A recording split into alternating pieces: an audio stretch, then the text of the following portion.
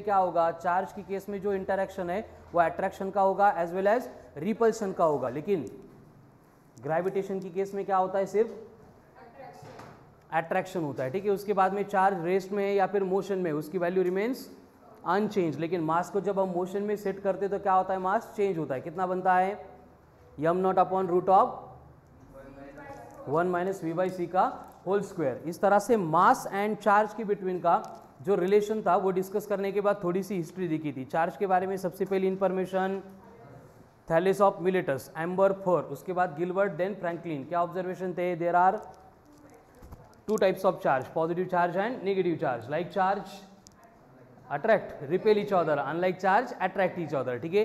And ये interaction study करने के लिए आता है कूलम्ब्स लॉ। क्या था, इलेक्ट्रोस्टैटिक फोर्स ऑफ अट्रैक्शन और repulsion between 2 point electric charges at rest is directly proportional to the product of their charges and inversely proportional to the square of the distance between them, यानी F proportional to Q1 Q2 upon R square, यानी कि F equals to 1/4 epsilon into Q1 Q2 upon R square, जहाँ पे 1/4 epsilon में जो epsilon आ रहा है वो बनेगा मीडियम। क्या होता है, ability of the medium to store energy, which is given by epsilon naught into k. Epsilon naught कितना होता है, 8.85 into 10 to the power -12 coulomb square पर न्यूटन मीटर का square. K is the dielectric constant of the medium, equals to 1 for air और vacuum and infinity for metals और conductors, ठीक है।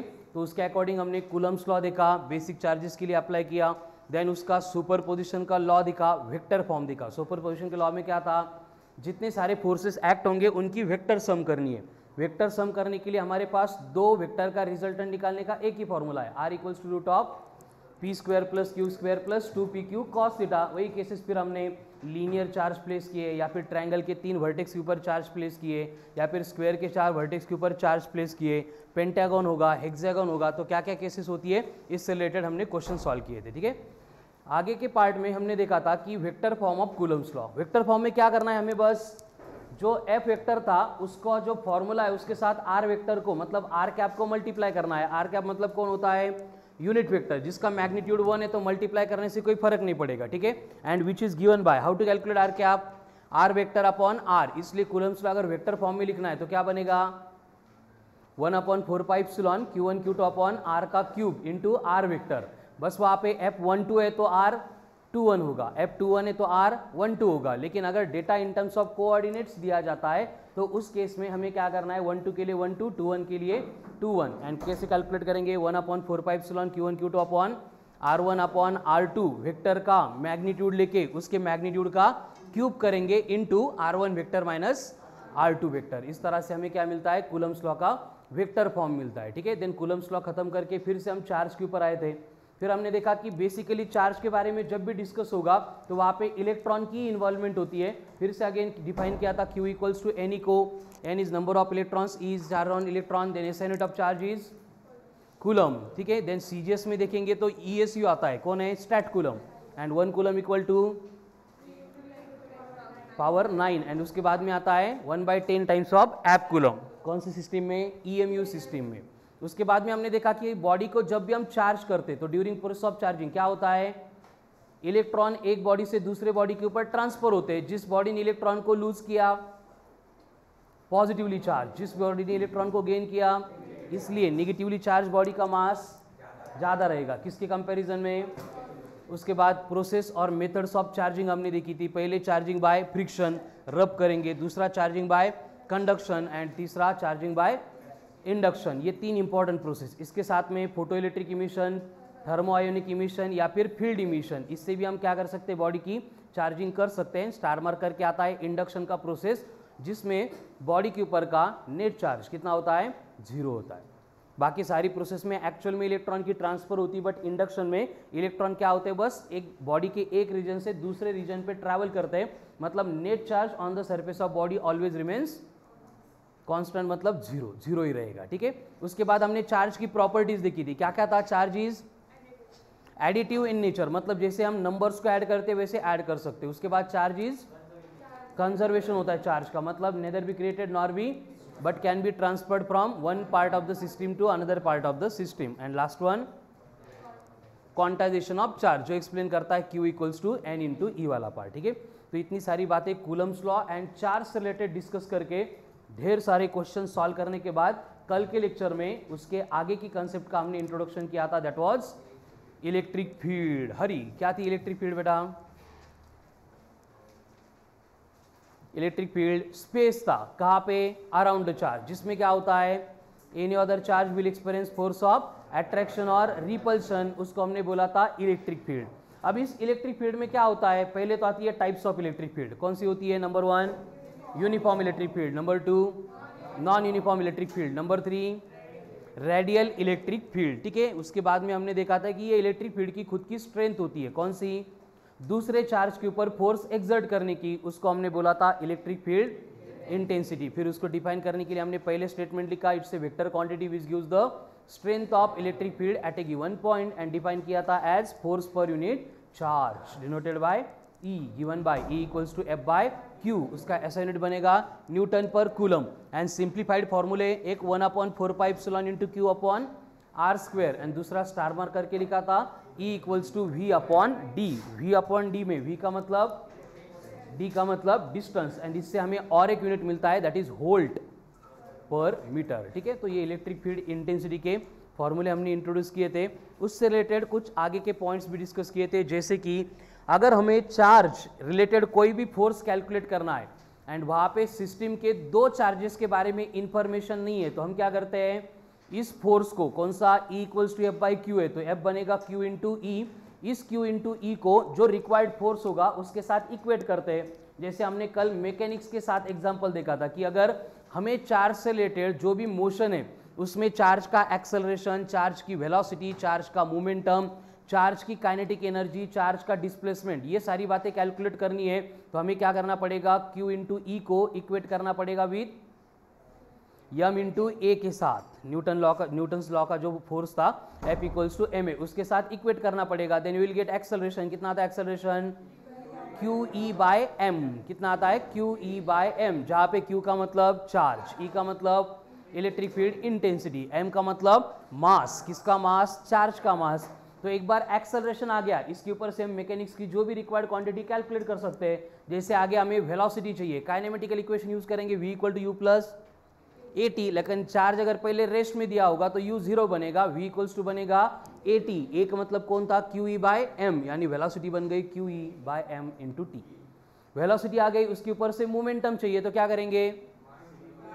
मास into velocity करेंगे। वेलोसिटी कितनी थी? QE by m into t, into mass किया, mass, तो क्या बना? Momentum Q into E into t. Again Q का मतलब चार्ज, E का मतलब intensity of electric field, T का मतलब टाइम, कितने टाइम के बाद हम मोमेंटम कैलकुलेट कर रहे हैं। एंड एट द एंड हमने देखा था सेम सीक्वेंस का काइनेटिक एनर्जी का एक्सप्रेशन। क्या होती है काइनेटिक एनर्जी?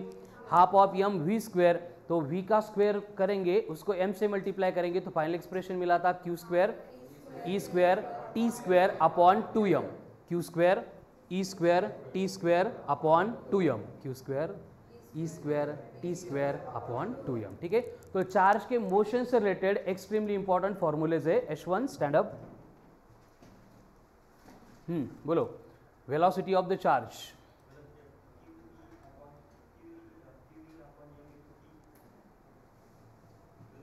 देखो एक्सेलरेशन क्या है? QE by m। वेलोसिटी बोलेंगे तो QE by m into t. Momentum बोलेंगे तो Q into E into t. Kinetic energy आ गई Q square E square t square upon 2m। Very good, sit down. Akshay, kinetic energy 2m। ठीक है, उसके बाद में हमने चार्ज की मोशन देखी थी कि अगर हमें इलेक्ट्रिक फील्ड गिवन है, अब maximum times uniform electric field ही होगी। अगर यूनिफॉर्म नहीं है तो वो स्पेसिफाई करेंगे कि नॉन यूनिफॉर्म इलेक्ट्रिक फील्ड है, तो नॉन यूनिफॉर्म इलेक्ट्रिक फील्ड में सारी चीज़ें जो है वो चेंज होती है। कैसे चेंज होती है वो जब चेंज होगी तब देखेंगे, लेकिन इन जनरल हम क्या करेंगे? यूनिफॉर्म इलेक्ट्रिक फील्ड के बारे में डिस्कस करेंगे। तो उसमें हमने देखा था, देवेश स्टैंड अप, उसमें हमने देखा था कि अगर कोई निगेटिव चार्ज है, if it enters in the direction of electric field, तो उसके साथ क्या होता है? रिटार्ड होता है। Sit down. खुशी, अगर पॉजिटिव चार्ज है, एंटर कर रहा है in the opposite direction to that of electric field, उसके साथ क्या होगा? पॉजिटिव चार्ज है, अपोजिट डायरेक्शन में आ रहा है, तो क्या होगा? अगेन रिटार्ड होगा, है ना? Sit down. ठीक है, उसके बाद में पॉजिटिव चार्ज अगर इन द सेम डायरेक्शन जा रहा है तो एक्सेलरेट होगा। नेगेटिव चार्ज अगर अपोजिट डायरेक्शन में आ रहा है तो एक्सेलरेट होगा। एंड एक्सेलरेट कितने से होगा? Again same acceleration QE by M Q E by M, Q का मतलब गिवन चार्ज, अगर इलेक्ट्रॉन बोलेंगे तो डायरेक्ट इलेक्ट्रॉन का चार्ज लेंगे, कितना 1.6 into 10 to the power minus 19 coulomb. अगर प्रोटॉन बोलेंगे तो प्रोटॉन का ही चार्ज लेंगे, कितना 1.6 into 10 to the power minus 19 कूलम, लेकिन मासेस डिफरेंट है, जैसे इलेक्ट्रॉन का mass 9.1 into 10 raise to power minus 31 kg। ठीक है, इस कॉन्सेप्ट के ऊपर के क्वेश्चन सॉल्व करने के लिए आपको रिक्वायर्ड होगा इलेक्ट्रॉन का चार्ज कितना है, देन इलेक्ट्रॉन का मास 9.1 इंटू 10 की पावर माइनस 31 kg, प्रोटॉन का चार्ज 1.6 इंटू 10 की पावर माइनस 19 कूलम, प्रोटॉन का मास 1.67 इंटू 10 की पावर माइनस 27 kg। ठीक है, एंड इसके अगेंस्ट अगर हमें पार्टिकल दूसरा दिया जाता है, जैसे कि बोला गया है alpha particle, alpha stands for helium nucleus यानी He24, इसका मतलब होता है कि जो अल्फा पार्टिकल है उसका चार्ज प्रोटॉन के चार्ज के डबल है, इसलिए अल्फा पार्टिकल अगर दिया जा रहा है तो Q लेंगे twice of P, twice of P मतलब 3.2 इंटू 10 की power minus 19 coulomb. Then alpha particle का अगर मास चाहिए तो वो कितने टाइम से, 4 टाइम से, किसके, मास ऑफ प्रोटॉन के, यानी ये बनेगा 1.67 इंटू 4 नियर अबाउट 6.4। ठीक है, तो 6.4 इंटू 10 की पावर माइनस 27 kg। ठीक है, इस तरह का अल्फा पार्टिकल का ये डेटा होता है। उसके बाद में अगर बीटा पार्टिकल बोलेंगे, बीटा पार्टिकल, राम क्या होता है बीटा पार्टिकल,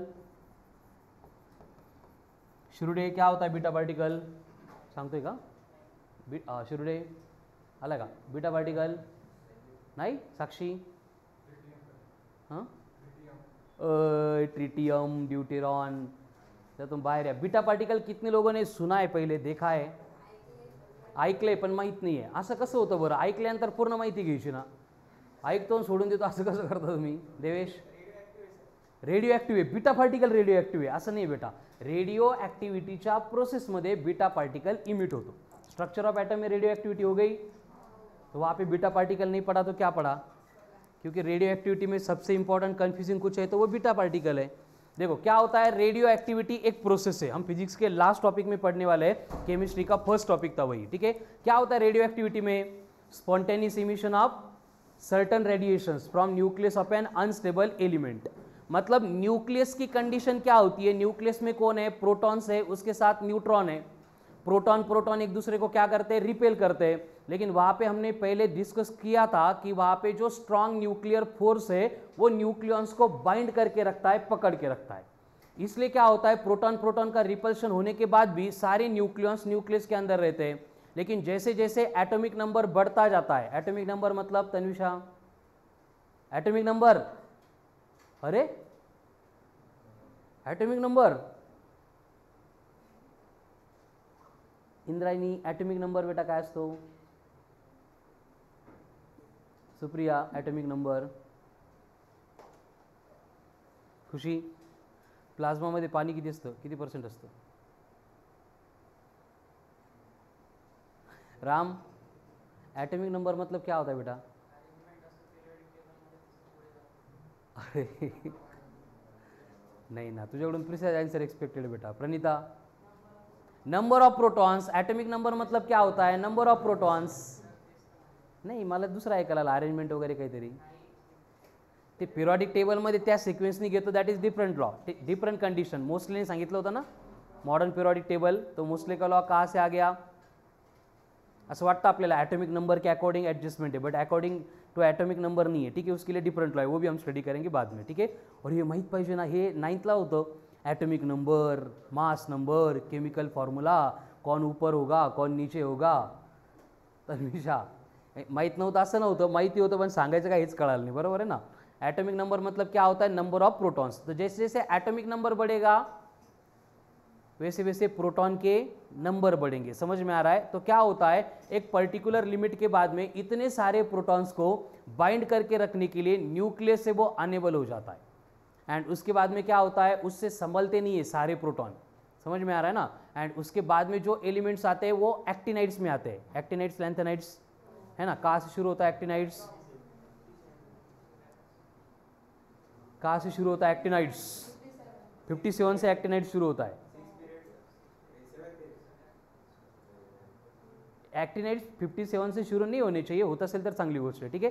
एक्टिनाइड्स को एक्टिनाइड्स क्यों बोलते हैं? क्योंकि वो एक्टिव है। कैसे एक्टिव है? रेडियो एक्टिव है, कड़ा ना। तो उसमें क्या होता है, ये रेडियो एक्टिव में बिस्मथ है 83-209, it is the heaviest stable element. Bismuth जो है वो हेवीएस्ट स्टेबल एलिमेंट है, बिस्मथ के बियॉन्ड कोई भी स्टेबल नहीं होता है, सारे क्या होते हैं? अनस्टेबल होते हैं। जैसे कि यूरेनियम है, प्लूटोनियम है, थोरियम है, ये बेस्ट रेडियो एक्टिव एलिमेंट है जिनका यूज करके हम एटम बॉम्ब बनाते हैं, जिनका यूज करके हम न्यूक्लियर पावर प्लांट बनाते हैं। तो ये सारे एलिमेंट क्या करते हैं? उनकी स्टेबिलिटी मेंटेन रखने के लिए एक्स्ट्रा का चार्ज, एक्स्ट्रा का मास न्यूक्लियस में से इमिट कर देते हैं, एंड इस प्रोसेस को बोला जाता है रेडियो एक्टिविटी। क्या बोला जाता है?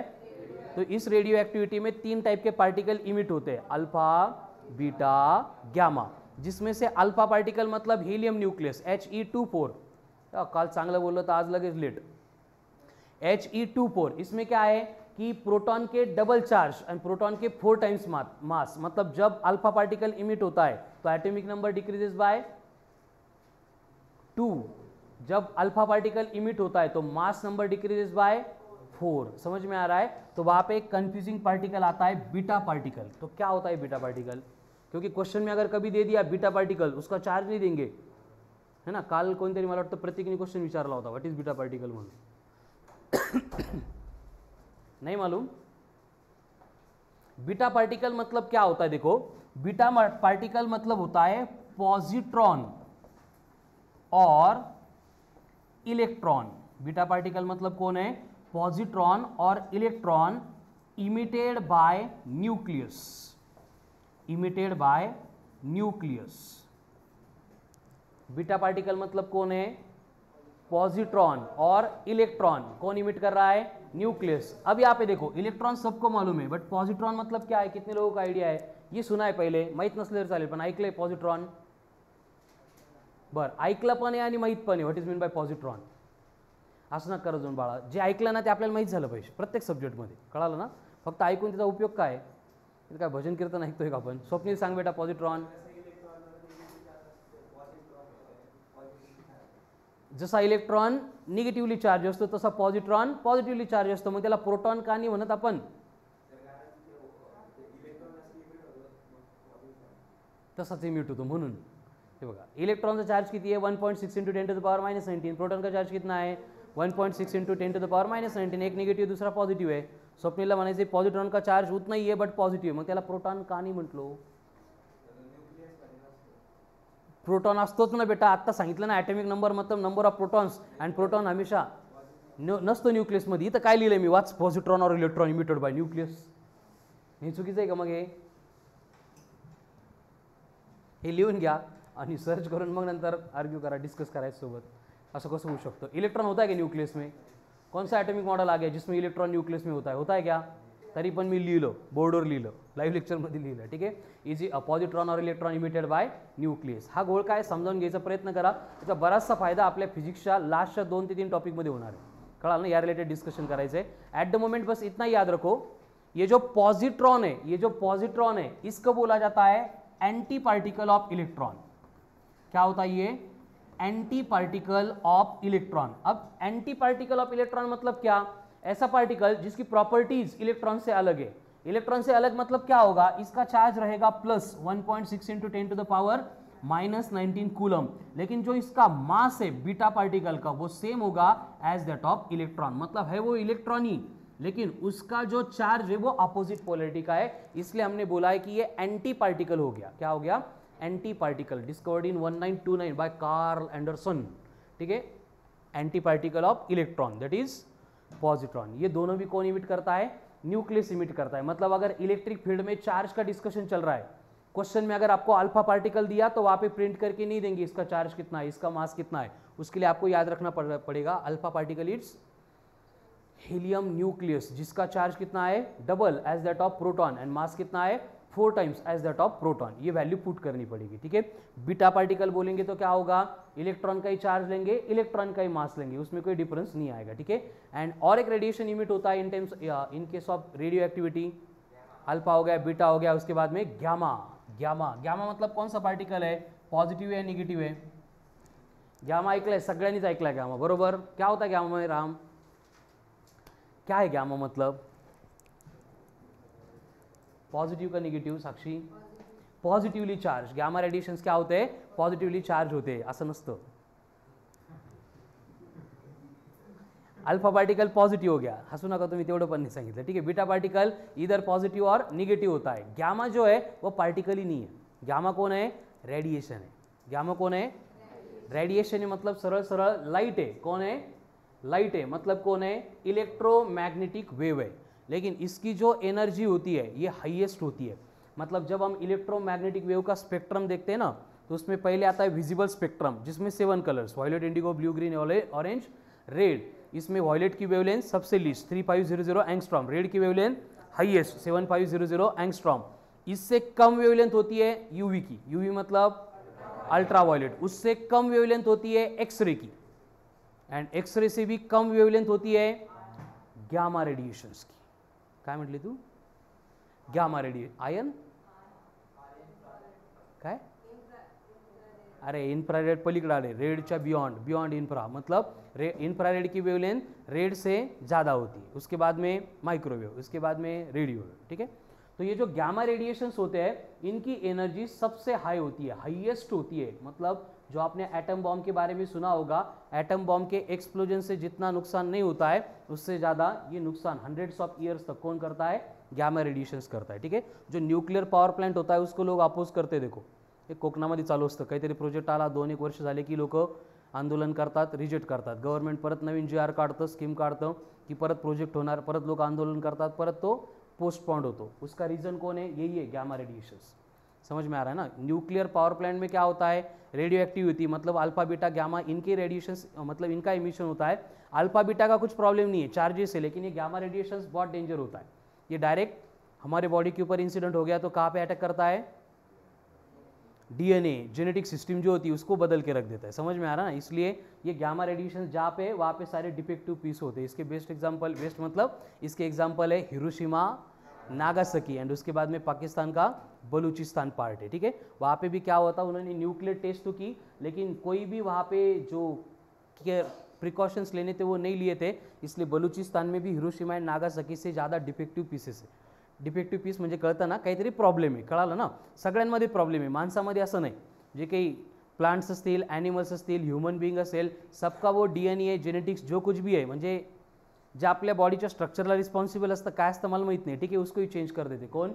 ये गैमा रेडिएशंस. एंड इनका और एक इंपॉर्टेंट पार्ट ऐसा है, हम इनको रोक नहीं सकते, इनको कंट्रोल ही नहीं कर सकते. मतलब ये जो वॉल है, इस वॉल को अगर हम आयन की बना देंगे, आयन लोखंडाची वॉल बनवली एवढी, एंड इसमें से अगर गैमा पार्टिकल हमने इधर से इमिट किया तो जब वो उधर ट्रांसमिट होगा तो उसके वेवलेंथ में, उसकी वेलोसिटी में 1% भी चेंज नहीं होगा. कड़ा ना? जब वो पेनिट्रेट करेगा 25-30 सेंटीमीटर थिक आयन वॉल, तो रिमेन्स अनचेंज, उसी वेलोसिटी से वो ट्रैवल करेगा. जिसको कंट्रोल करना, रोकना सबसे मुश्किल होता है. एंड यही सबसे प्रॉब्लमेटिक पार्ट है जो न्यूक्लियर पावर प्लांट को, मतलब उसको बनाने के लिए हमें प्रॉब्लम क्रिएट करता है. क्लियर है? उसके बाद एटम बॉम्ब के एक्सप्लोजन के बाद, एक्सप्लोजन का टेंशन नहीं है ना, उद्ध्वस्त झाले शहर परत बनवू आपण, बट वहाँ पे जो गैमा रेडिएशंस इमिट हो गए उसको कोई सोल्यूशन नहीं है.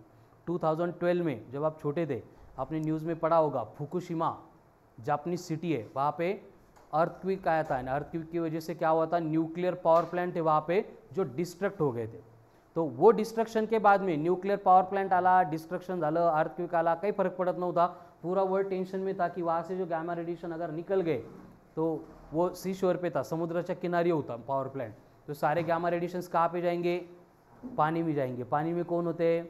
माशे होते हैं, फिश होते हैं. ठीक है. तो ये गैमा रेडिएशन अगर उस फिश के ऊपर इंसिडेंट हो गए तो फिश क्या करते हैं? समुद्र आपलाच सगळीकडे फिरत असतात, तो वो फिश ट्रैवल करेंगे इस कंट्री से उस कंट्री, उस कंट्री से इस कंट्री, एंड ये पूरा दुनिया में गैमा रेडिएशन जो है वो स्प्रेड हो जाएगा. ठीक है. लेकिन इसके लिए जो जापानीज साइंटिस्ट थे इस पावर प्लांट पे वर्क करने वाले, उनको गवर्नमेंट के ऑर्डर्स के कि पावर प्लांट के पास कोई नहीं जाएगा. फिर भी उन्होंने खुद की एक कॉन्फ्रेंस ली और गवर्नमेंट के जो ऑर्डर थे उसके अगेंस्ट जाके उस पावर प्लांट में एंटर किया एंड पूरा एक्सप्लोजन कंट्रोल करके गैमा रेडिएशंस को लिमिट करने वाली उनकी स्पीड, जो लीड ब्लॉक्स होते हैं उनका सेटअप, उनका अरेंजमेंट फिर से बनाया एंड पूरी दुनिया बच गई थी. ठीक है.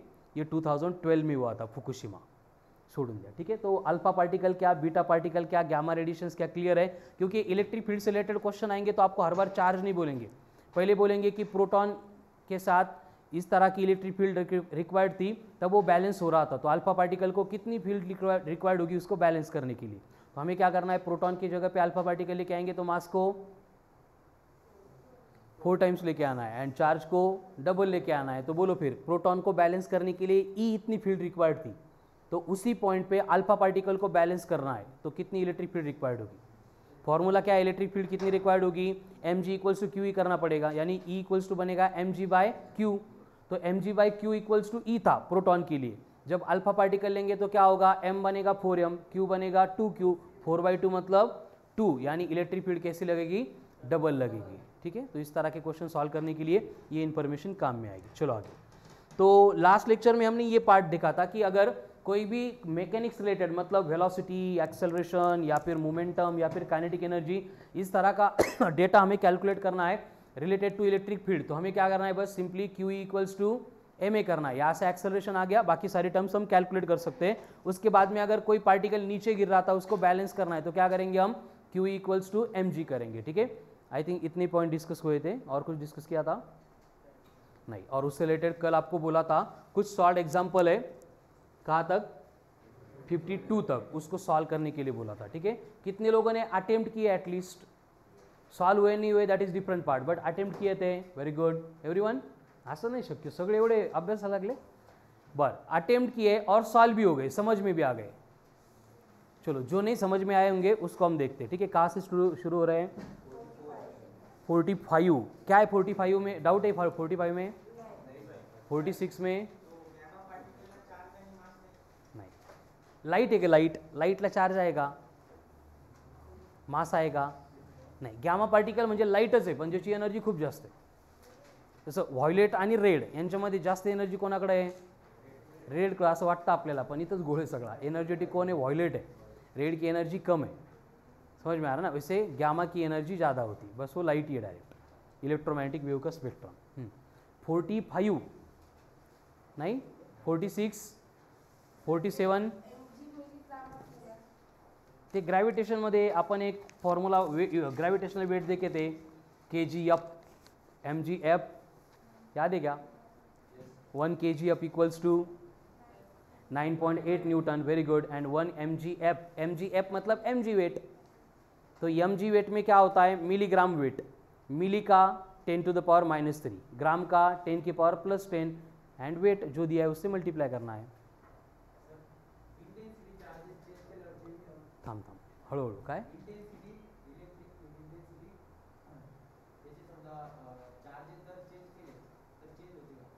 आता चार्ज इलेक्ट्रिक फील्ड प्रोड्यूस करणारा असेल तर ऑब्वियस चेंज होईल, पण जो चार्ज आपण इलेक्ट्रिक फील्डमध्ये ठेवतोय तो चेंज केल्याने काही फरक नहीं पड़णार।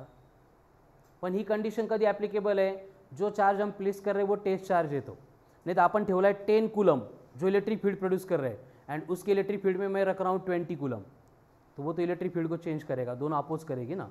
तो ये सारे जो एक्सपेरिमेंटल कंसिडरेशन होते हैं वहाँ पे टेस्ट चार्ज होता है जो हम इलेक्ट्रिक फील्ड में प्लेस करते हैं। ठीक है, लेकिन अगर प्लेस किया हुआ चार्ज अगर comparable to the charge which is producing electric field है तो वहाँ पे वो चेंज होती है। 44 नहीं है डाउट, 45 नहीं है, 46, 47, 48, 48, ठीक है, कुछ लोगों का है डाउट, 48 देख लेते हैं।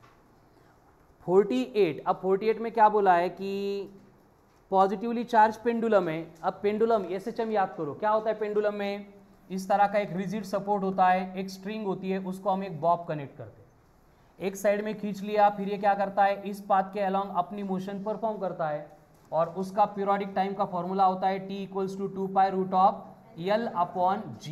अब यहाँ पे हमने सिर्फ g लिया था क्योंकि अब तक जो हमने पेंडुलम की मोशन पढ़ी थी उसके ऊपर सिर्फ ग्रेविटी एक्ट होती है। जैसे कि इस किसी भी रेफरेंस पॉइंट पे अगर इसकी FBD ड्रॉ करेंगे, फ्री बॉडी डायग्राम, तो डाउनवर्ड डायरेक्शन में कौन एक्ट हो रहा है, mg, जो स्ट्रिंग का टेंशन है यहाँ पे जाता है, ये एंगल थीटा, तो ये भी एंगल थीटा, तो थीटा का adjacent component t cos theta, इधर का कंपोनेंट t sin थीटा। यहाँ पे t sin थीटा को बैलेंस करने वाला कोई था ही नहीं, इसलिए ये वापस आता है, समझ में आ रहा है ना। तो सिर्फ ग्रेविटी थी इसलिए t इक्वल्स टू 2π√L/g। लेकिन अगर यहाँ पे इस तरह की कंडीशन देंगे कि जो पेंडुलम का बॉब है उसके ऊपर पॉजिटिव चार्ज है, ध्यान से सुनो, जो पेंडुलम का बॉब है उसके ऊपर क्या है, पॉजिटिव चार्ज है, एंड पॉजिटिव चार्ज के साथ साथ इलेक्ट्रिक फील्ड एक्ट हो रही है वर्टिकली अपवर्ड डायरेक्शन में। इलेक्ट्रिक फील्ड कहां पे एक्ट हो रही है, वर्टिकली अपवर्ड डायरेक्शन में। तो इस केस में जो इफेक्टिव एक्सेलरेशन इस बॉब के ऊपर एक्ट होगा उसमें क्या होगा, जी यानी acceleration due to gravity downward act हो रहा है। लेकिन ये इलेक्ट्रिक फील्ड का जो एक्सेलरेशन है कितना होता है, इलेक्ट्रिक फील्ड का एक्सेलरेशन QE/m। तो इस केस में अपवर्ड एक्ट होगा या डाउनवर्ड एक्ट होगा, वेरी गुड। कैसे, इलेक्ट्रिक फील्ड अपवर्ड जा रही मतलब नीचे कौन है, पॉजिटिव चार्ज, तो वो पॉजिटिव चार्ज इस पॉजिटिव चार्ज को रिपेल करेगा, ऊपर लेके जाएगा, मतलब ग्रेविटी डाउनवर्ड है, इलेक्ट्रिक फील्ड का एक्सेलरेशन अपवर्ड है, इसका मतलब इफेक्टिव एक्सेलरेशन क्या बनेगा, G - QE/m। यानी कि इस सिचुएशन में जो पीरियोडिक टाइम का फॉर्मूला है वो बनेगा T = 2π√L/G'। अब G' का मतलब कौन, इफेक्टिव रिजल्टेंट एक्सेलरेशन। अब उसकी वैल्यू पुट करेंगे तो यहाँ पे T = मिलेगा 2π√L/G - QE/m। हो गया। अब उसी कंडीशन में अगर हमें बोला जाता है कि चार्ज पॉजिटिव है लेकिन इलेक्ट्रिक फील्ड डाउनवर्ड एक्ट हो रही है, तो अब देखो एक्सेलरेशन ड्यू टू ग्रेविटी कहां पे, नीचे, इलेक्ट्रिक फील्ड का जो एक्सेलरेशन है QE/m ये भी कहां पे एक्ट होगा, क्योंकि नीचे निगेटिव चार्ज है, बॉब के ऊपर पॉजिटिव चार्ज है तो वो नीचे खींचेगा, कितने एक्सेलरेशन से, QE/m से, इसलिए जो G' मतलब effective acceleration due to gravity है वो कितना लेना पड़ेगा, G + QE/m।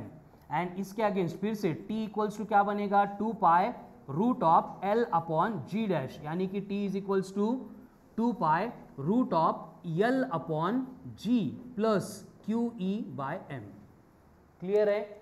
अभी यही केसेस एप्लीकेबल है, किसको एप्लीकेबल है, देखो, अगर चार्ज निगेटिव है, अगर चार्ज निगेटिव है एंड इलेक्ट्रिक फील्ड कहां पे है, डाउनवर्ड है। अब इलेक्ट्रिक फील्ड कहां पे, डाउनवर्ड, चार्ज कौन सा है, निगेटिव, मतलब ऊपर चार्ज पॉजिटिव है तो निगेटिव को ऊपर अट्रैक्ट करेगा, यानी रिजल्टेंट एक्सेलरेशन फिर से इसी तरह का बनेगा, G - QE/m। सेम वे अगर बॉब के ऊपर चार्ज निगेटिव है एंड इलेक्ट्रिक फील्ड अपवर्ड है तो इलेक्ट्रिक फील्ड का एक्सेलरेशन कहां पे एक्ट होगा, डाउनवर्ड एक्ट होगा, मतलब G की एंड इलेक्ट्रिक फील्ड के एक्सेलरेशन की डायरेक्शन सेम रहेगी तो इनको ऐड करना पड़ेगा। क्लियर है। ये कब, अगर electric field vertically upward and vertically downward apply की है तो। लेकिन अगर इलेक्ट्रिक फील्ड को हॉरिजॉन्टली अप्लाई करेंगे, इलेक्ट्रिक फील्ड को हॉरिजॉन्टली अप्लाई करेंगे मतलब इस डायरेक्शन में इलेक्ट्रिक फील्ड एक्ट हो रही है, बॉब के ऊपर चार्ज पॉजिटिव है तो यहां पे क्या कंडीशन होगी, जो फोर्स एक्ट होगा वो कहां पे एक्ट होगा, इलेक्ट्रिक फील्ड के डायरेक्शन में, क्योंकि पॉजिटिव चार्ज है, इलेक्ट्रिक फील्ड उसको रिपेल करेगी, एंड ये फोर्स कौन सा होगा, Fe मतलब कौन, Q × E। क्लियर है। तो अगर हॉरिजॉन्टल इलेक्ट्रिक फील्ड आपको दी है, हॉरिजॉन्टल इलेक्ट्रिक फील्ड आपको दी है तो यहाँ पे जो रिजल्टेंट एक्सेलरेशन बनेगा G', ये बनेगा G² + Q × E² ⁻², sorry QE/m लेना पड़ेगा, QE/m²⁻²। अब ये कहाँ से आ गया, दो वेक्टर है, पहला वेक्टर कौन, G, दूसरा वेक्टर कौन, इलेक्ट्रिक फील्ड का एक्सेलरेशन मतलब QE/m, दोनों परपेंडिकुलर एक्ट हो रहे हैं। रिजल्टेंट कैसे कैलकुलेट करेंगे, P² + Q² + 2PQ, थीटा तो 90 है, cos 90 0 है, मतलब क्या बनेगा, R = √P² + Q²। यहाँ पे P का मतलब G, Q का मतलब QE/m, तो क्या बनेगा, G² + QE/m², रूट में था इसलिए पावर 1/2।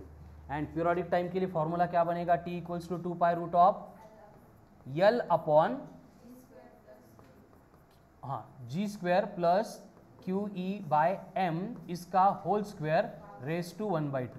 हे सगळे फॉर्म्युले ऑलरेडी SHM मध्ये आपले बघून झालेले आहेत, आठवत असेल तर।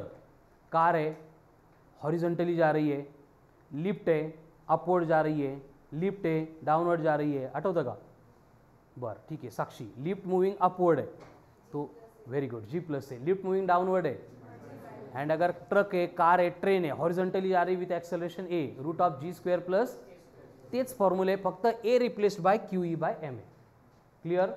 चलो, तो जितने एग्जाम्पल मैंने आपको सॉल्व करने के लिए बोले थे सारे के सारे इतनी ही, मतलब पहले जो 52 तक एग्जाम्पल्स है उसमें यही रिलेशन आपको डिराइव करने थे। पहले इसको लिख लो और बोलो 48 में किसका डाउट था, झाला क्लियर आता, दोनों साइड में पॉजिटिव चार्ज है ना, वो रिपेल करेंगे, रिपेल करेंगे मतलब वहाँ पे क्या होगा, जो जी है वो चेंज होगा, इसलिए टी चेंज होगा, फिर इंक्रीज होगा डिक्रीज होगा, वो कंडीशन के ऊपर।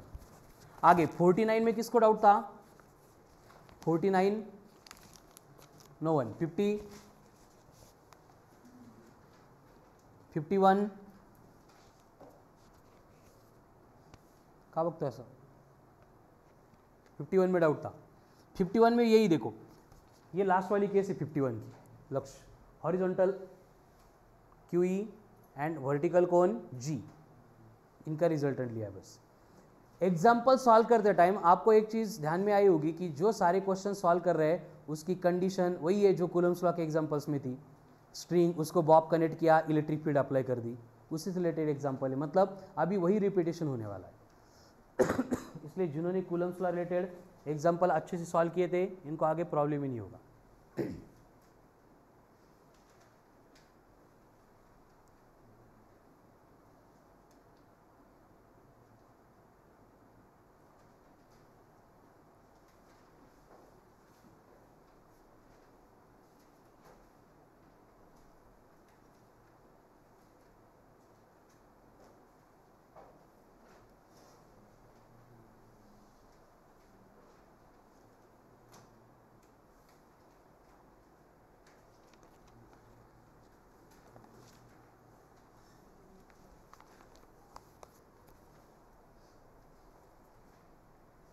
चलो हो गया लिख के, व्यवस्थित लिहा आपण, हे नंतर कळालं पाहिजे, लर्न करता आलं पाहिजे आणि आठवलं पण पाहिजे, ठीक आहे ना, नाही तर नंतर काय लिहिलं काहीच कळत नाही, कारण मी लिहित असताना लिहिणारा कंटेंट 20% लिहिला आहे, बाकी ओरली एक्सप्लेन केलं आहे, हे सगळं तुम्हाला आठवणार नाही, त्यामुळे तुम्हाला आठवेल अशा पद्धतीने लिहा ते नोट्स। चलो तो सॉल्व एग्जाम्पल फिर से एक बार चेक करने हमें, 44 45 46 47 तक किसी को डाउट नहीं था, 48 में डाउट था, इससे रिलेटेड ये सारी बातें एक्सप्लेन की है, जिनको डाउट था एक बार क्वेश्चन एंड सॉल्यूशन रीड करो, 48 का क्लियर हो रहा है क्या, तन्विशा चलो कमेंट फास्ट देखो एक बार क्लियर होता है क्या।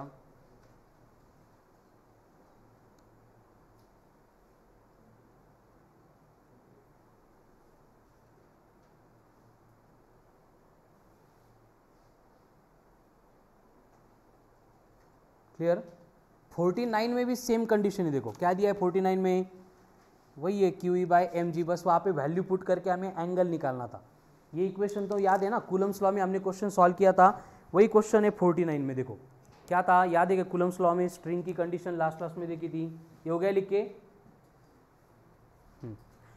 ये स्ट्रिंग दी है, रिजिड सपोर्ट है, इसको कनेक्ट करेंगे, दो पॉजिटिव चार्जेस होंगे, एक दूसरे को रिपेल करेंगे, ये एंगल थीटा होगा, मतलब ये एंगल थीटा होगा, फोर्सेस एक्ट होंगे, पहले वेट जाएगा mg डाउनवर्ड, टेंशन जाएगा अलोंग द स्ट्रिंग, थीटा का adjacent component t cos of theta, remaining component t sin theta, इसको बैलेंस करने के लिए कौन Fe, फक्त डिफरेंस का है तिकडे Fe मतलब k q1 q2 upon r square था, एंड यहाँ पे Fe मतलब q इंटू ई है, इतना ही चेंज हो रहा है, बाकी पूरा पैटर्न सेम है QE।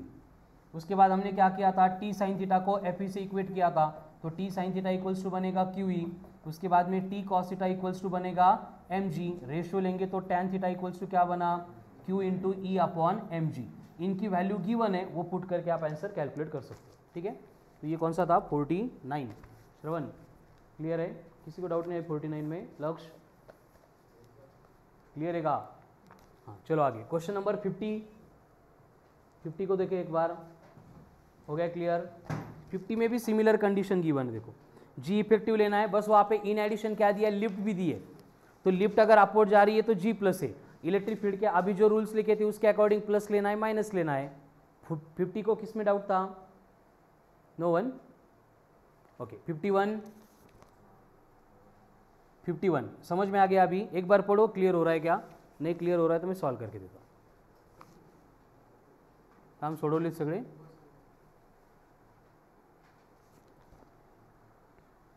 अब उसके बाद में जो पॉइंट्स दिए मैंने लिख के दिया अभी, ठीक है ना, तो सिंपल पेंडुलम अगर स्ट्रिंग एंड चार्ज कनेक्ट करके दिया है तो कंडीशन क्या है, पीरियोडिक टाइम का फॉर्मूला 2π√L/g, तो g अकॉर्डिंगली चेंज होगा, कैसे चेंज होगा, अगर चार्ज पॉजिटिव है, इलेक्ट्रिक फील्ड अपवर्ड है, तो g - QE/m, अगर इलेक्ट्रिक फील्ड डाउनवर्ड है, चार्ज पॉजिटिव है तो G plus Q E by M, charge negative है, इलेक्ट्रिक फील्ड डाउनवर्ड है तो G minus Q E by M. अगर इलेक्ट्रिक चार्ज निगेटिव है एंड इलेक्ट्रिक फील्ड जो है वो अपवर्ड है तो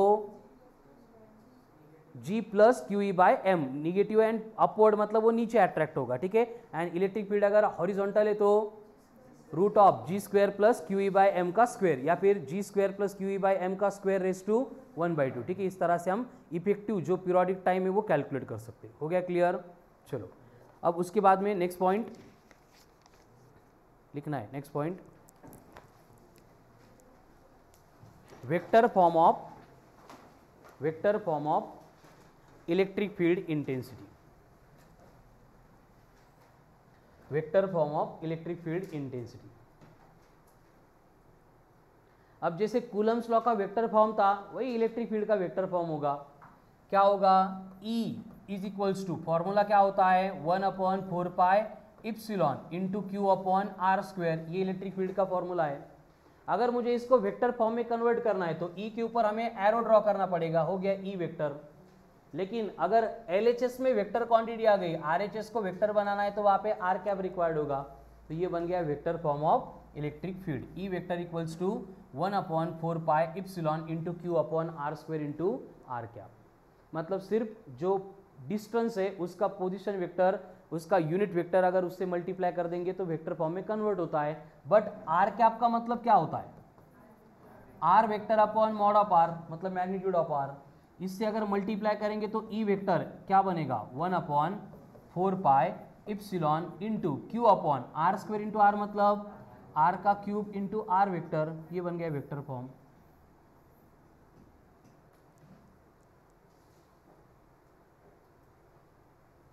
हो गया।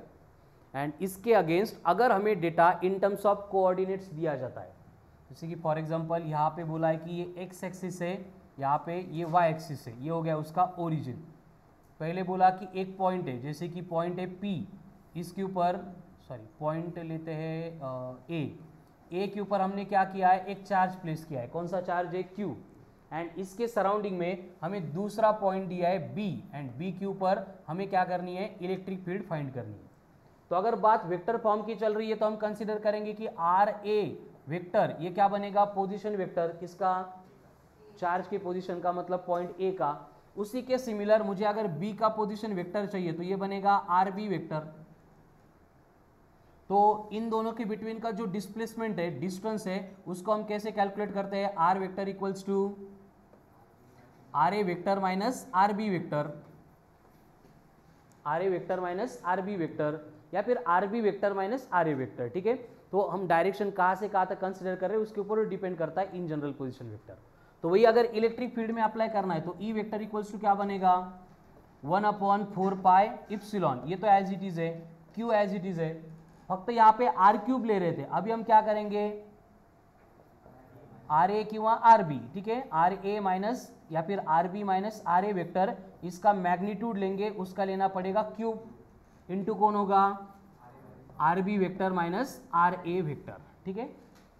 तो ये बनेगा वेक्टर फॉर्म। कूलम्स लॉ में भी सेम फॉर्मूले थे, डिफरेंस क्या था, बस Q के साथ में Q1 Q2 था, ठीक है। बाकी पूरी कंडीशन सिमिलर है, मतलब वही रिपीटेशन, नई कंसेप्ट है ही नहीं। सिर्फ यहाँ पे एक Q जो है वो चला गया, क्यों चला गया? क्योंकि E का मतलब F/Q था, तो एक डिवाइड हो गया, ये हो गया वेक्टर फॉर्म।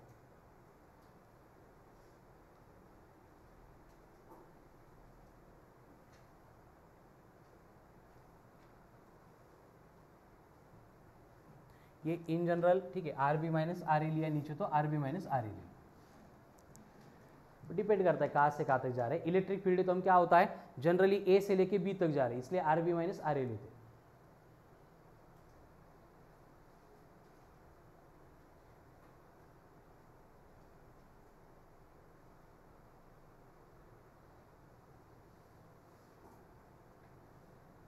चलो फिनिश्ड। 52 तक बोले थे कल के एग्जांपल। तो नेक्स्ट वाला जो एग्जांपल है 52, बस उसमें यही एक एडिशनल कंडीशन थी। किया था सॉल्व 52? नहीं किया था, किया था, ठीक है। हो गया क्लियर या डाउट है इसमें 52 में? नहीं ये डाउट, सिर्फ वहाँ पे एडिशनल क्या था, ये डिस्टेंस लेना, बट वो कूलम्स लॉ में हम सिमिलर एग्जांपल सॉल्व कर चुके, तो वहाँ पे कोई एडिशनल पार्ट था नहीं, ठीक है। तो ये हो गया vector form of electric field. अब उस कूलम्स लॉ में जो पढ़ा था उसके सिमिलर पॉइंट आएगा, principle of superposition of electric field intensity, write down next reading, principle और law of superposition of electric field intensity, Praneeta बड़बड़ नहीं, प्रिंसिपल और law of superposition of electric field intensity, law of superposition of electric field intensity. Law of superposition of coulomb's law याद है क्या था, when number of charges are interacting in the space then given force और force acting on a given charge is given by vector sum of all the forces exerted by each charge if it was present alone. याद है कि नहीं, शंतनु आठवतंय का होच नुसतं, write down, if number of charges are placed in the space, if number of charges are placed in the space then net electric field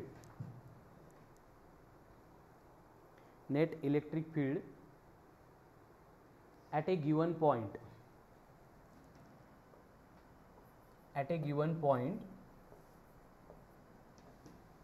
is given by vector sum of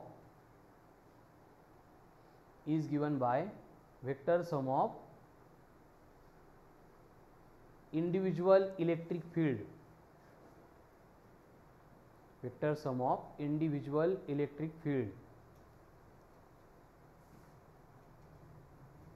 produced by each charge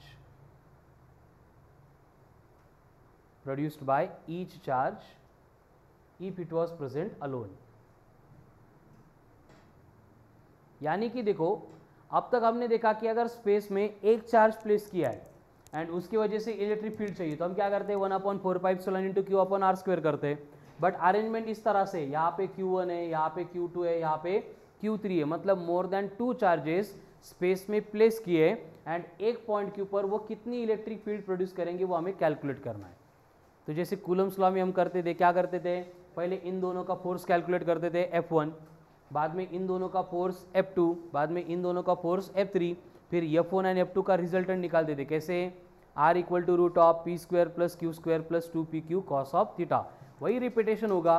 देखो point P के ऊपर जो electric field Q1 produce करेगा E1 यहाँ पे act होगी, point P के ऊपर Q2 जो इलेक्ट्रिक फील्ड प्रोड्यूस करेगा E2 यहाँ पे एक्ट होगी, एंड Q3 जो इलेक्ट्रिक फील्ड प्रोड्यूस करेगा यहाँ पे एक्ट होगी। यानी कि इंडिविजुअल इलेक्ट्रिक फील्ड हमने कंसिडर की and at the end net electric field अगर हमें फाइंड करनी है तो उसके लिए हमें क्या करना है, इन सब की वेक्टर सम करनी है, E1 vector plus E2 vector plus E3 का वेक्टर। एंड वेक्टर सम के लिए हर बार हमारे पास एक ही फॉर्मूला है, R = √p² + q² + 2pq cos of theta. And उसके बेसिक रूल मॉर्निंग में उस दिन भी रिवाइज किए थे हमने, और आपको मालूम है अगर सेम डायरेक्शन में एक्ट होंगे दो वेक्टर तो theta will become 0, cos 0 is 1, तो रूट में आता है p² + q² + 2pq, जो एक्सपांशन है p + q का होल स्क्वायर का, स्क्वायर रूट कैंसिल होके अगर सेम डायरेक्शन है तो थीटा अगर 0 है तो r बनेगा p + q, अगर वो अपोजिट डायरेक्शन में आते हैं मतलब थीटा 180 बनेगा, cos 180 इज -1, तो रिजल्टेंट के लिए डायरेक्ट क्या करेंगे, सब्सट्रैक्शन करेंगे, जिसका मैग्नीट्यूड बड़ा होगा उसकी डायरेक्शन में रिजल्टेंट एक्ट होगा। दोनों अगर एक दूसरे को परपेंडिकुलर एक्ट हो रहे, थीटा अगर 90 है तो उस केस में R = कितना रहेगा, √p² + q² रहेगा। ठीक है, ये रूल्स अप्लाई करके हम रिजल्टेंट इलेक्ट्रिक फील्ड जो भी रिक्वायर्ड है उसको कैलकुलेट कर सकते हैं। ठीक है,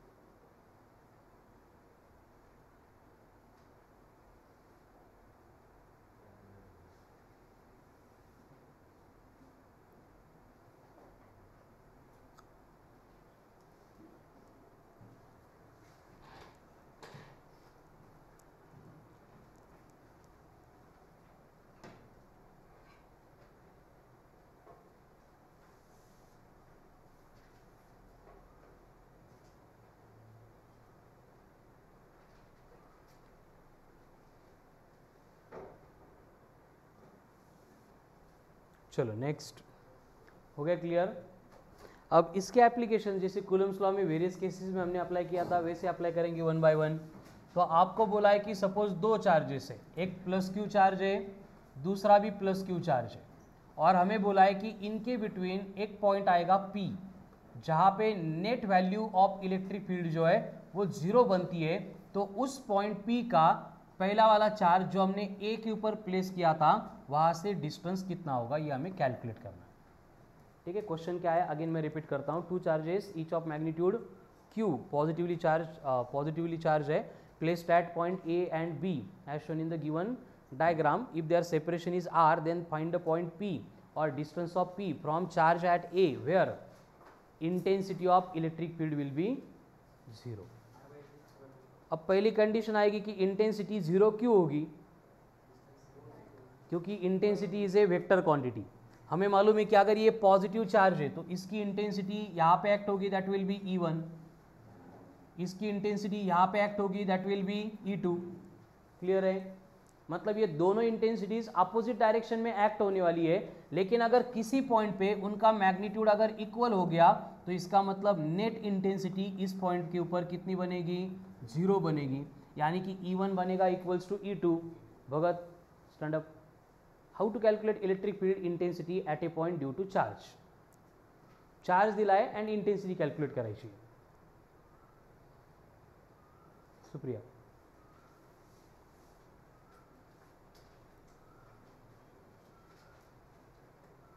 इंद्रायणी नाही, खुशी।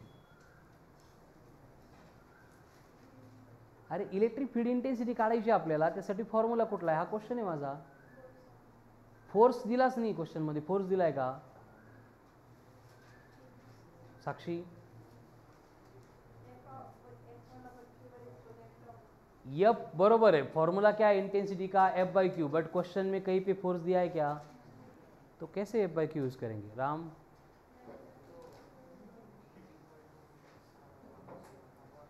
कुठला stand up V equals to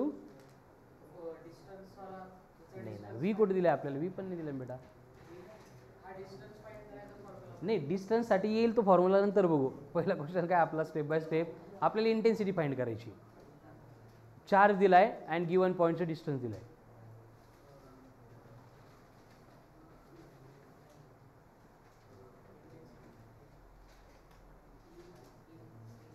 Shantanu, Urdu Urdu काल सांगितलं होतं की नाही, फोर्स दिया तो F/Q, अगर चार्ज दिया तो KQ/R², पोटेन्शियल दिया तो V/D। बघा अशा झोपा काढून कसं चालेल, बेड सिट डाऊन। माहिती सगळे तुम्हाला, पण सांगायचं काय हेच कळत नाही। नेमकं क्वेश्चनमध्ये पण असाच प्रॉब्लेम होतोय, करायचं काय हेच कळत नाही। प्रिपेअर सगळं केलं आहे, येते सगळं, हे करता आलं पाहिजे आपल्याला। खुशी ऐन टायमावर क्लिक झालं पाहिजे, विचारलं काय सांगायचं काय। Prasad stand up. How to calculate intensity if charge is given.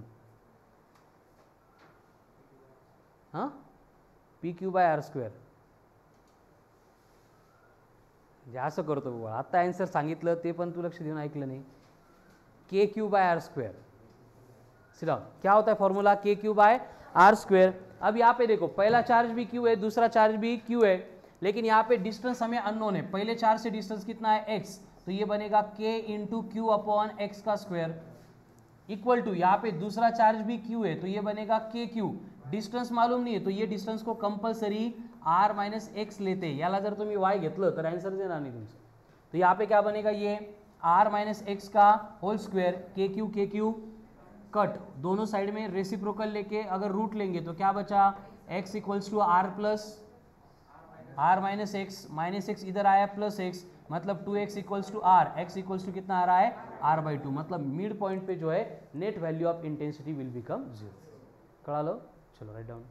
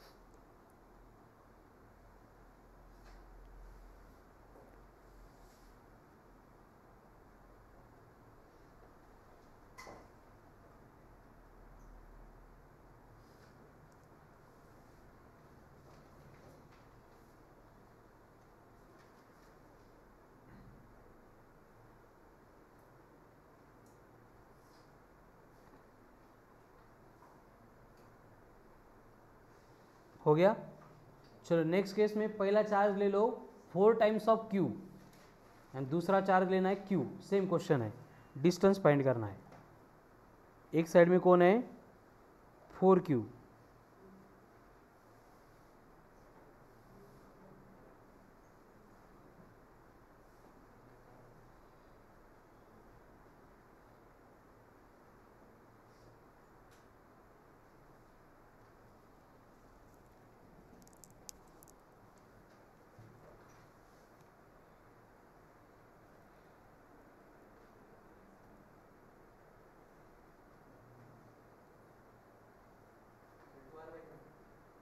Very good, 2R/3। Varun 118, 2 मिनटं, Varun stand up 118 out of 180। Score चांगला पण आहे आणि चांगला पण नाही आहे, कळालं ना? चांगला याच्यासाठी की ठीक आहे, पण चांगला याच्यासाठी नाही की आपण अजून घेऊ शकतो, ठीक आहे। श्रीराम रोहिणी नहीं है, लक्ष्य वेरी गुड बेटा 107। इलेक्ट्रो के मार्क्स? वैभव वेरी गुड 112। प्रसाद पाटिल 96। कल्याणी गुड 7। शंतनू काळे 115। अक्षय खरात 66। श्रवण डांगरे 114। सुप्रिया आडे 25। सुमित राठोड 116। कृष्णा सुस्ते 96। शुभम खोकड़ 120। हर्षल 34। इंद्रायणी 35। तन्विषा 61। साक्षी 127।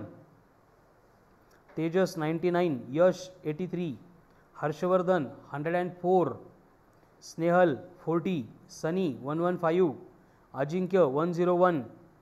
प्रथमेश काथार 90। खुशी 94। ठीक आहे, नीट वाले थोड़ा सोपा पेपर आहे, खूप लो स्कोर आहे तुमचा, कळालं ना? नेक्स्ट या मंडेला टेस्ट है, त्याच्यामध्ये प्रॉम्प्ट स्टार टॉपिक पूरा रहेगा, 4 से लेके सब कुछ। जे वाले Devesh 90 out of 100। Ram 20। Paper check करून घे परत एकदा, रिकाउंट करा। इंद्रनील कोणत्या कोपऱ्यात आज? ओके 24। खूप कमी आहेत बेटा, एवढेच होते का? तर काही करेक्शन आहेत? काही आले नव्हते, ठीक आहे। आता पुढच्या पेपरमध्ये इम्प्रूव्हमेंट करा। हे बघा, ज्या दिवसापासून आपण सुरुवात करतोय ना, नेक्स्ट टेस्टला 2 टार्गेट ठेवायचे ॲटलिस्ट। आत्ता जो स्कोर आहे तोच असला पाहिजे, आणि सोबत सेकंड टेस्टमध्ये आजच्यापेक्षा एक तरी जास्तीचा क्वेश्चन आपला करेक्ट आला पाहिजे। मग तुमचा स्कोर 0 जरी असला तरी लक्षात घ्या 20-30 टेस्ट नंतर तुमचा तो स्कोर 100+ जाणार आहे, कळालं ना? बट आपण जर रिलॅक्सच राहिलो, फक्त यायचं आणि जायचं, भजन कीर्तन करायचं, भंडारा खायचं आणि जायचं, तसं चालणार नाही, कळालं ना? तुम्हाला अभ्यास करावा लागेल बाळांनो। यश 35। Swapnil Shirude very good 91। कार्तिक साखरे 32। यशवंत 30। हरी 32। चलो क्वेश्चन क्या था, आंसर हो गया? टेस्ट दिली होती का मंडेला? पेपर आहे कसं काय नाही, चेक करून घे। नेक्स्ट क्वेश्चन क्या बोला था? एक चार्ज कौन है 4 टाइम्स ऑफ Q, दूसरा चार्ज कौन है Q। इनके बिटवीन का सेपरेशन कितना दिया है? R दिया है। हर बार यही कंडीशन लेंगे, पॉइंट P लेंगे, उसका डिस्टेंस x होगा, रिमेनिंग डिस्टेंस कितना होगा? R - x। तो यहाँ पे इंटेंसिटी होगी KQ 4 टाइम्स अपॉन x²। इधर कौन होगा? KQ अपॉन R - x का होल स्क्वायर। KQ कट, दोनों साइड में रूट लेंगे तो 2/x = 1 upon R - x। Cross multiply करेंगे तो 2R - 2x = x। -2x उधर जाके +2x, यानी बनेगा 2R = 3x। तो R = बनेगा 3/2x।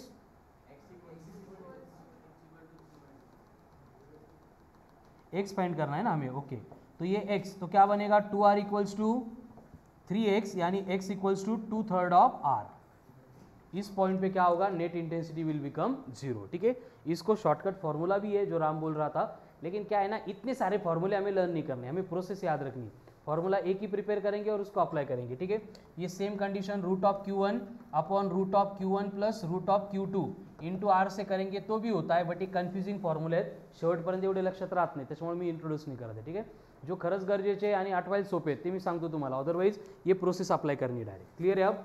चलो आगे दूसरी कंडीशन में आपको चार्ज दिया है, यहाँ पे Q है, यहाँ पे Q/2 है, अगेन सेपरेशन कितना है R है, एंड इंटेंसिटी फाइंड करनी है at the centre, at the centre नहीं, पॉइंट फाइंड करना है जहाँ पे इंटेंसिटी कितनी होगी, 0 होगी।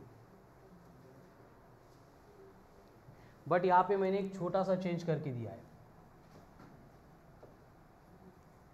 एक प्लस चार्ज है, दूसरा माइनस चार्ज है।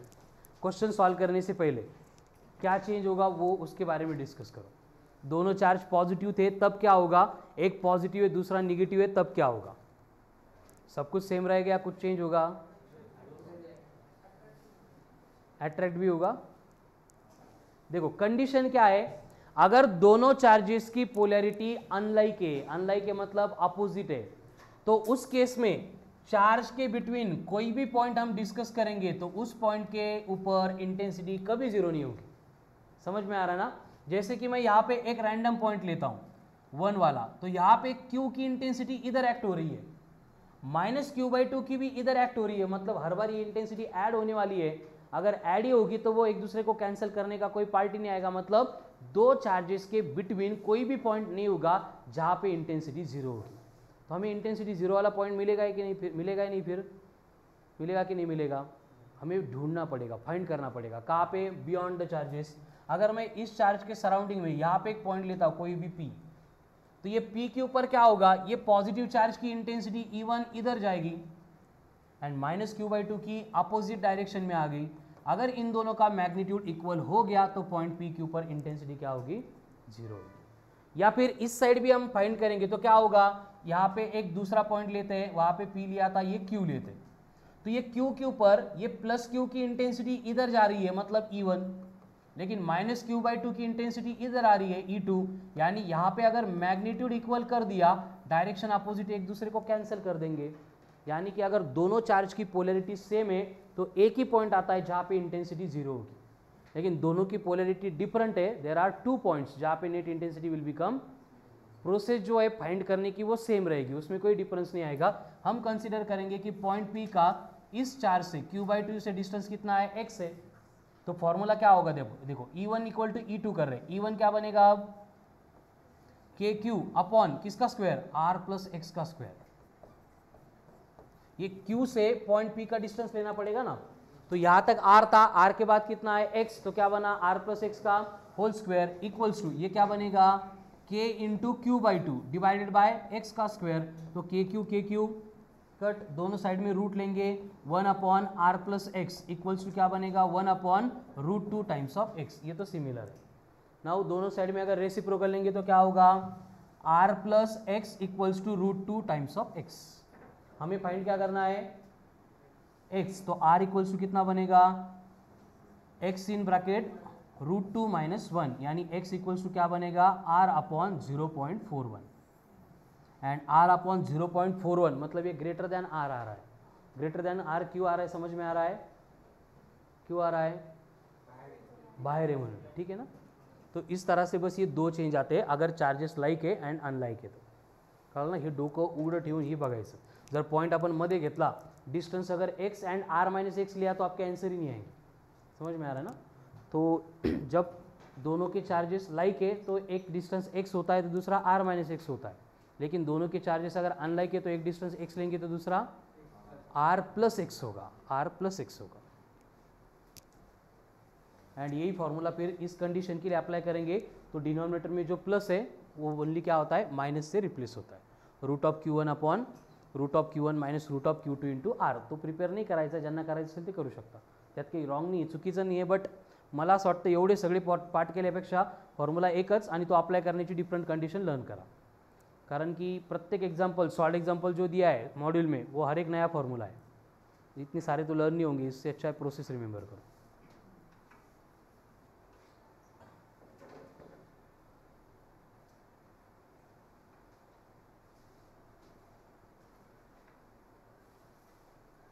हो जाएगा फिर। देखो ग्रेविटेशन में भी हमने सेम टाइप के क्वेश्चन सॉल्व किए, बस वहाँ पे क्या चेंज था, Q की जगह पे मासेस थे, M था, एंड K की जगह पे G था। चलो finished. Next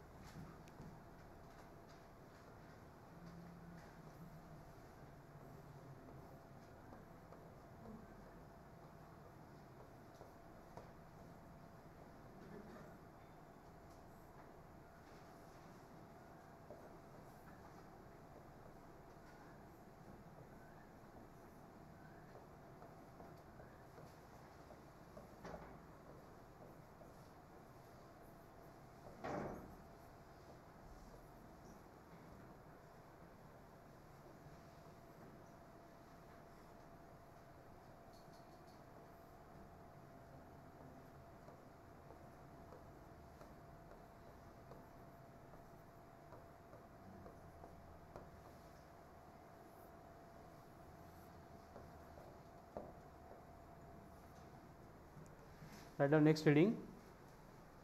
intensity of electric field, intensity of electric field will be zero at O in each of the following cases. In each of the following cases.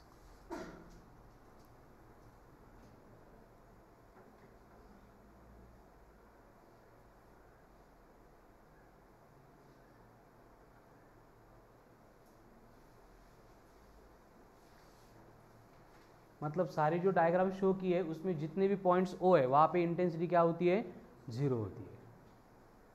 ये diagram direct remember he करो, इससे related ऐसे अगर आगे calculate करने को option में zero दिख रहा है तो वो जीरो रहेगा।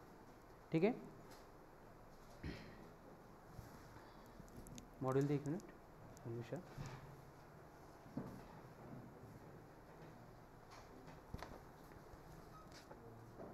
देवेश बडबड नाही, हे लिहून झाले का?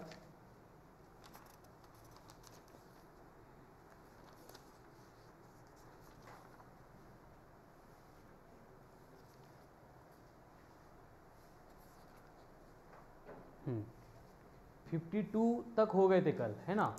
तो आज जो है आपको थ्योरेटिकल कंटेंट ज़्यादा नहीं पढ़ा है, तो जितना पढ़ा है vector form and related part वो, प्लस मॉड्यूल में से 52 के आगे टिल 65 है 64 तक, मतलब 52 से 64 कितने हो गए, ओनली 12 सॉल्व एग्जाम्पल सॉल्व करके आने। ठीक है, तो आज के सिमिलर कल पहले डाउट्स होंगे and last part of the electric field intensity वो कल हम डिस्कस करेंगे। ठीक है, तो आज के लिए इतना ही है। ठीक है।